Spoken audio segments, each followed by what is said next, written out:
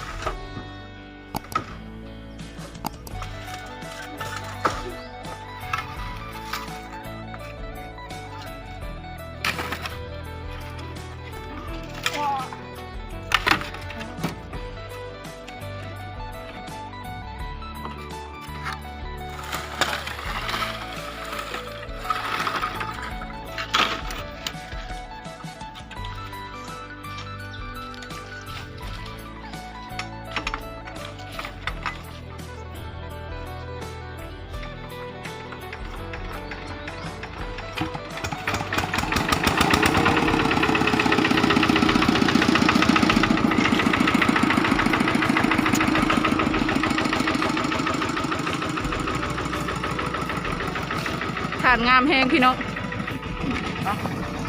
ไปพี่น้องไปเมื่อบาดเองโอ้ตัวตอนนี้เขากำลังเฉลิมทางเมื่อแล้วพี่น้องเอาถ่านมาส่ง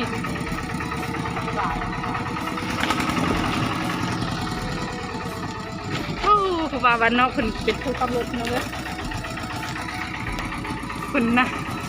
เดี๋ยวนั้นรถได้น้ำก็ข้าพเจ้าน้ำก็กูจะพา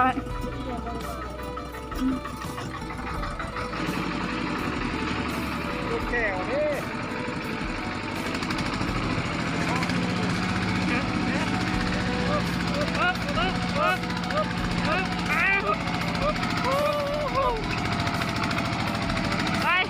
ไปเธอมันถูกไป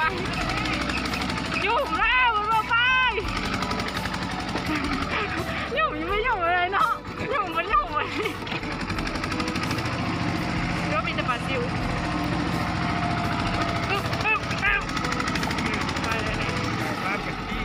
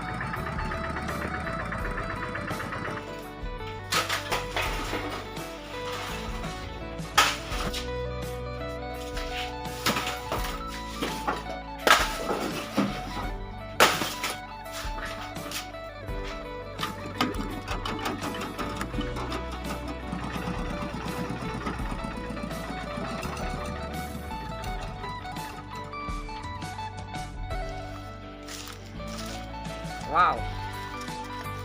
แกงยังไงนี่ฮะโอ้ยของหมักจับ กุ้งเตอร์เปิด มากินข้าวกินข้าว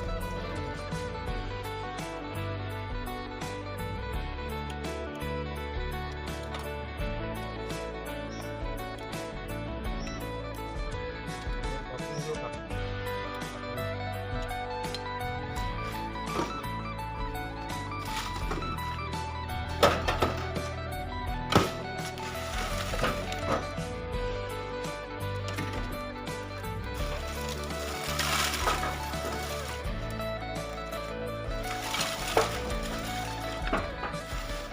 สำหรับคลิปนี้กับซีจบลงเพียงเท่านี้เนาะใครมาก็อย่าลืมกดไลค์กดแชร์กดติดตามมาให้เราเป็นกำลังใจคลิปต่อไปไปเมื่อ